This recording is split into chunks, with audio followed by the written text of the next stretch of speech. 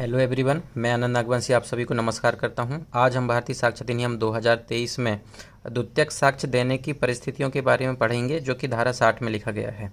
सबसे पहले ये चैप्टर नंबर 5 में दिया गया है। चैप्टर नंबर 5 कहां से कहां तक फैला हुआ है? सेक्शन 56 से लेकर 93 तक यहाँ पे प्रोविजन दिया गया है। किसके बारे में?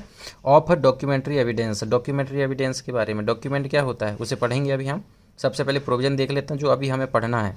मेनली हमें इस सेक्शन में पूरी नहीं पढ़ना है, केवल प्राइमरी और सेकेंडरी एविडेंस के बारे में पढ़ेंगे, जिसमें मेनली ट्रिक बनाएंगे कि सेकेंडरी एविडेंस देने की क्या क्या कंडीशन होती है।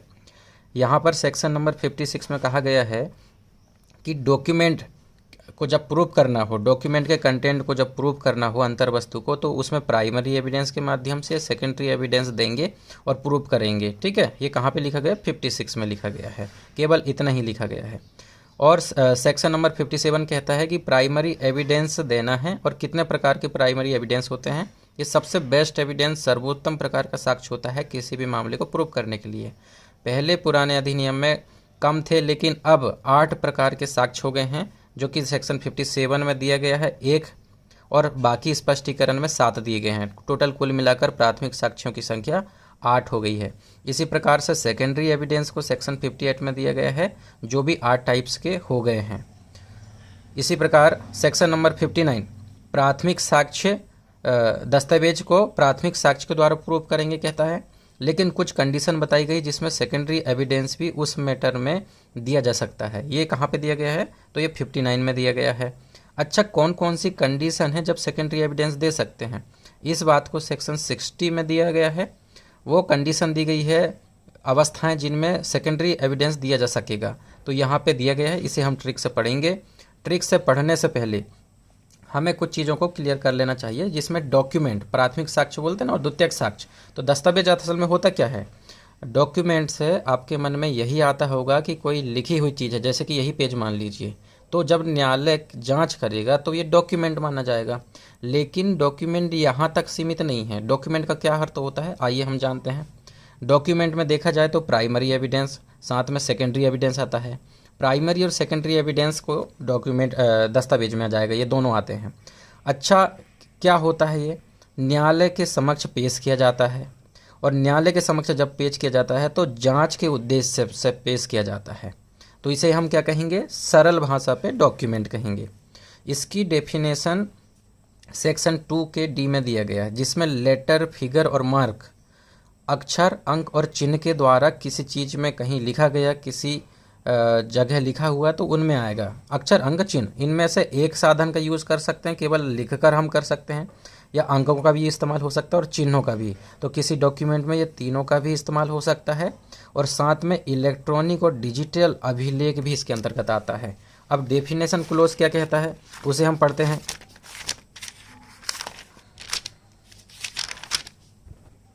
यहाँ पे लिखा हुआ है, दस्तावेज से ऐसा कोई विषय अभिप्रेत है जिसको किसी पदार्थ पर अक्षर के माध्यम से, अंकों के माध्यम से या चिन्हों के माध्यम से, लेटर, फिगर, मार्क्स के साधन द्वारा, उनमें से एक से अधिक साधनों द्वारा, तीनों का इस्तेमाल कर सकते हैं, या केवल एक का इस्तेमाल कर सकते हैं, या 2 का इस्तेमाल कर सकते हैं, अभिव्यक्त या वर्णित या अन्यथा लेखबद्ध किया जाता है, जो उस विषय के अभिलेखन के पर्पस के लिए उपयोग किए जाने के आशित हो, या जिसका उपयोग किया जा सके।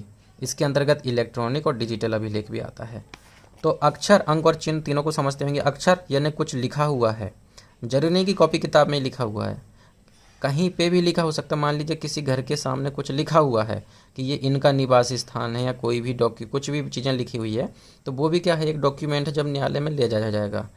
अब यहाँ पर देखा जाए अंक, अक्षर, अंक मतलब 1, 2, 3, 4 गिनती में हो सकते हैं किसी भी प्रकार से।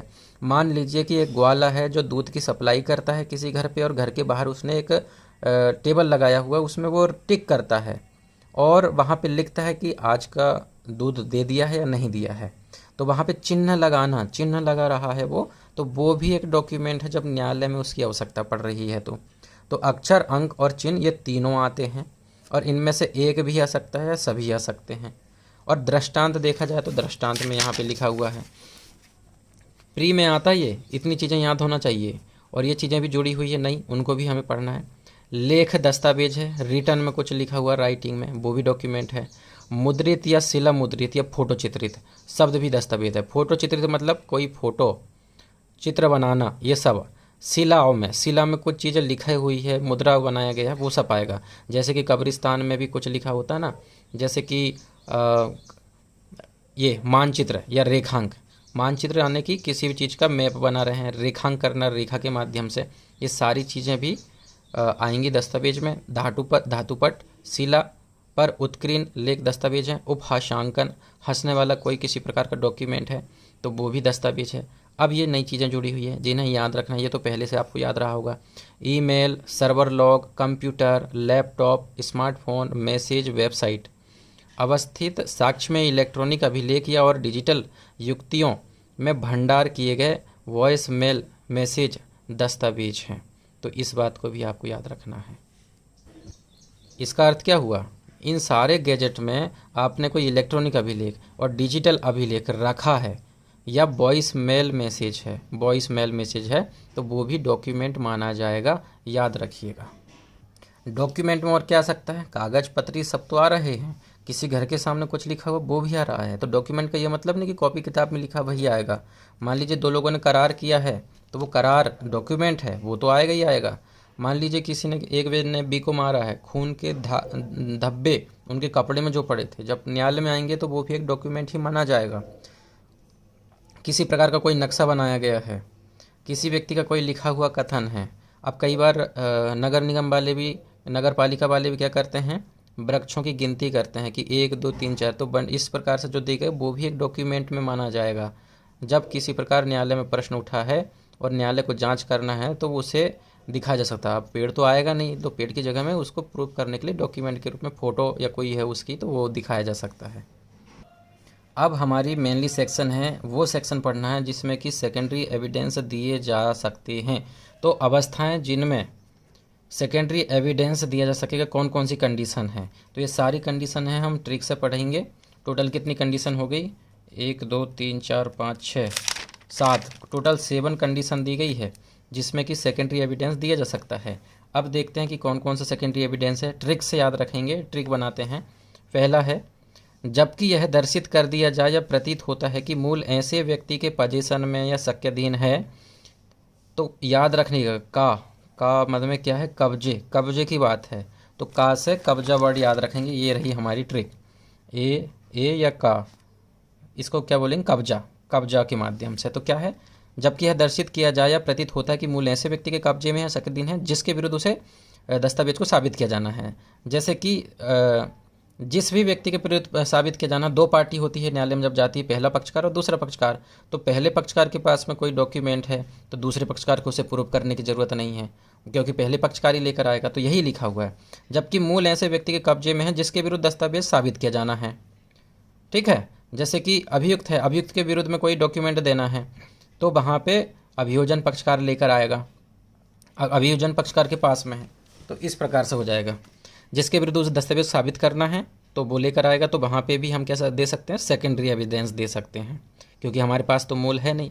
दूसरा पॉइंट, न्यायालय आदेशिका के बाहर है, न्यायालय की आदेशिका से बाहर है या आदेशिका के अधीन नहीं है, तो तब भी हम क्या देंगे? प्राइमरी नहीं, सेकेंडरी एविडेंस देंगे।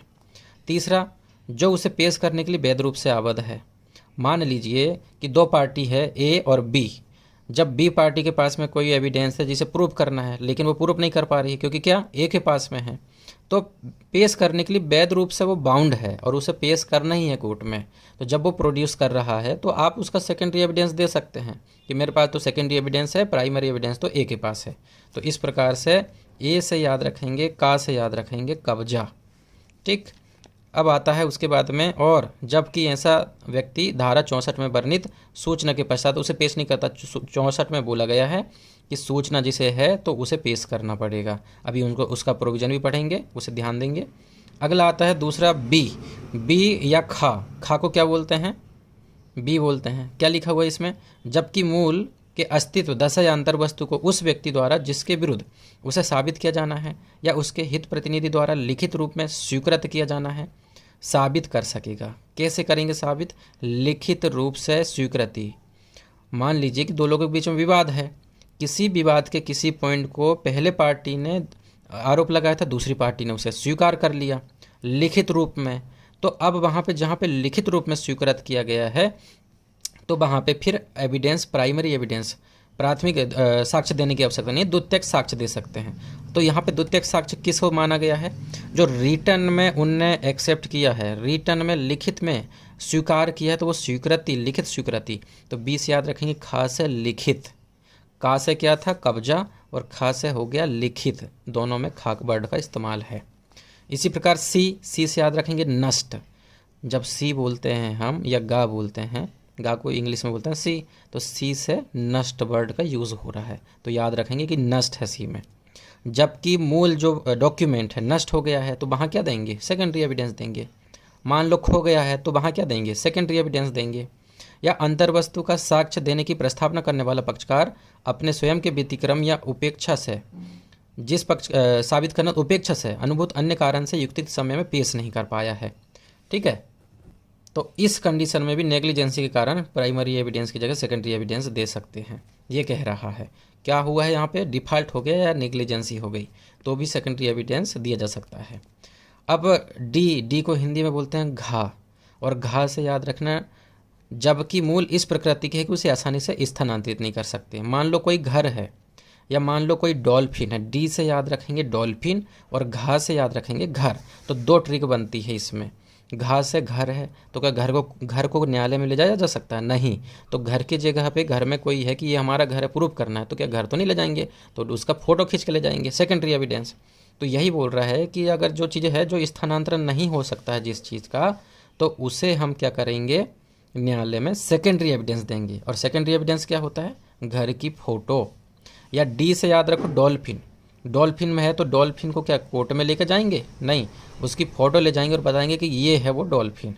अगर क्वेश्चन उठा है किसी प्रकार का, तो डॉक्यूमेंट्री सेकेंडरी एविडेंस दे सकते हैं, तो द्वितीयक साक्ष्य यहाँ पे दे सकते हैं। ठीक है, not to be easily movable, आसानी से स्थानांतरित नहीं किया जा सकता है।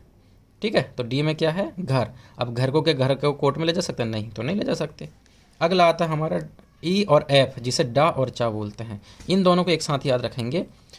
ई में है लोक दस्तावेज या पब्लिक डॉक्यूमेंट, और एफ में है एक्ट और लॉ, यानी कि अधिनियम या विधि। तो दोनों को एक साथ याद रखेंगे। कारण है उसका, क्योंकि दोनों कंडीशन में प्रमाणित प्रति कोर्ट में देना पड़ता है। प्रमाणित प्रति क्या कहलाएगा? सेकेंडरी एविडेंस कहलाता है। तो जब कोई डॉक्यूमेंट है, मान लो सरकार के पास में कोई मैप है, आपके घर के ज़मीन के कोई कागजात हैं, मैप है, तो वो मैप बना के देगी और बताएगी कि आपका घर का मैप है, और साथ में सिग्नेचर करेंगी, तो वो क्या हो गया? प्रमाणित प्रति हो गई ना। और कुछ देने की उनको आवश्यकता नहीं है। या कोई बुक में बहुत सारी चीज़ें हैं, उसमें से कोई चीज़ प्रूफ करके प्रमाणित करके दिया है लोक दस्तावेज, तो वो भी उसमें प्रमाणित प्रति लगती है। या अधिनियम है या अन्य विधि है, तो वहाँ पे भी उसके बारे में कोई एविडेंस देना है, तो सेकेंडरी एविडेंस दिया जा सकता है। सेकेंडरी एविडेंस क्या होता है? प्रमाणित प्रति को बोला जाता है। अच्छा, प्रमाणित प्रति की फोटोकॉपी क्या कोर्ट में जमा हो जाएगी? बिल्कुल नहीं, वो सेकेंडरी एविडेंस नहीं माना जाएगा। सर्टिफाइंग जो कॉपी है वही देना पड़ेगा प्रमाणित प्रति, क्योंकि वो तो मूल की प्रमाणित की गई है, और प्रमाणित को भी आप फोटोकॉपी करोगे तो ये चीज़ नहीं चलेगी। तो एफ, ई और एफ एक साथ याद रह जाएंगे। ई में है पब्लिक डॉक्यूमेंट, लोक दस्तावेज, और एफ में है अधिनियम या अन्य विधि। इन पर दोनों पर प्रमाणित प्रति।